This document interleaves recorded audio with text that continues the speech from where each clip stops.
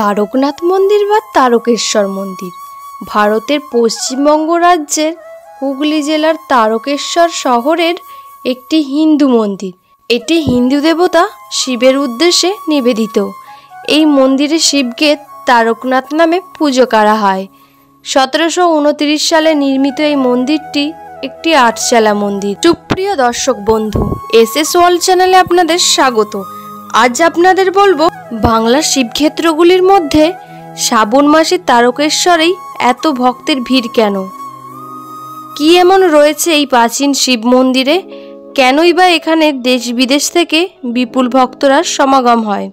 কাঁধে বাঁক নিয়ে মাইলের পর মাইল হেঁটে ভক্তরা জল ঢালতে কেন আসেন, সব কিছু জানতে হলে ভিডিওটা পুরোটা দেখুন, দেখলে সব কিছু জানতে পারবেন। তার আগে সবাই কমেন্টে বলুন জয় বাবা তারকনাথ। শ্রাবণ মাসে তারকেশ্বরে তারকনাথের মাথায় জল ঢালতে হাজির হন হাজার হাজার মানুষ।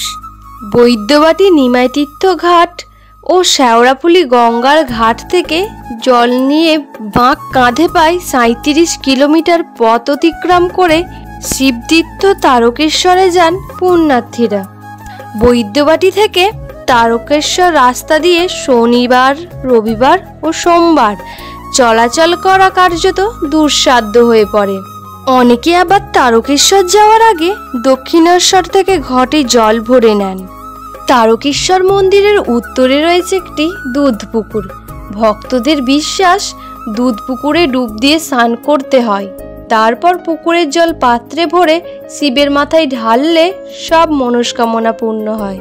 এই তারকেশ্বরে নাট মন্দিরে বসেই ঈশ্বরের কাছে মনের কথা বলেন। মন্দিরের একদিকে দুধ পুকুর, অন্যদিকে লক্ষ্মীনারায়ণের মন্দির আর আছে কালী মন্দির। শ্রাবণ মাসে এখন ভক্তদের ভিড়ে সমাগম তারকেশ্বর মন্দির চত্বর। শ্রাবণের গুরু পূর্ণিমার দিন থেকে রাখি পূর্ণিমা অবধি মেলা চলবে। সারা পৃথিবী থেকে মহাদেবের ভক্তরা ছুটে আসেন শ্রাবণের এই বিশেষ দিনগুলোই। সোমবার ভক্তরা ঈশ্বরের কাছে মনের ইচ্ছা জানান। ভক্তদের বিশ্বাস মনের সব ইচ্ছা পূর্ণ করেন ভগবান। রবিবার রাত থেকে ভক্তদের লম্বা লাইন শুরু হয়ে যায় মন্দিরে।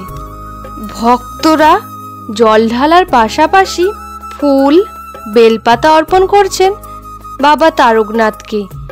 ধূপ মোমবাতি জ্বালিয়ে মনোবাসনা জানাচ্ছেন দেবাদিদেব মহাদেবের কাছে।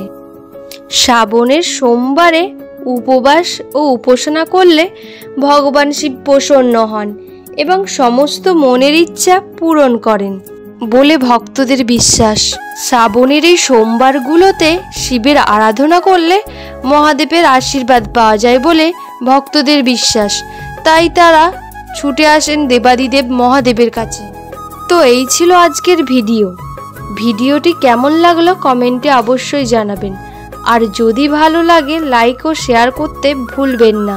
এই ধরনের ভিডিও দেখার জন্য চ্যানেলটি সাবস্ক্রাইব করে পাশে থাকুন।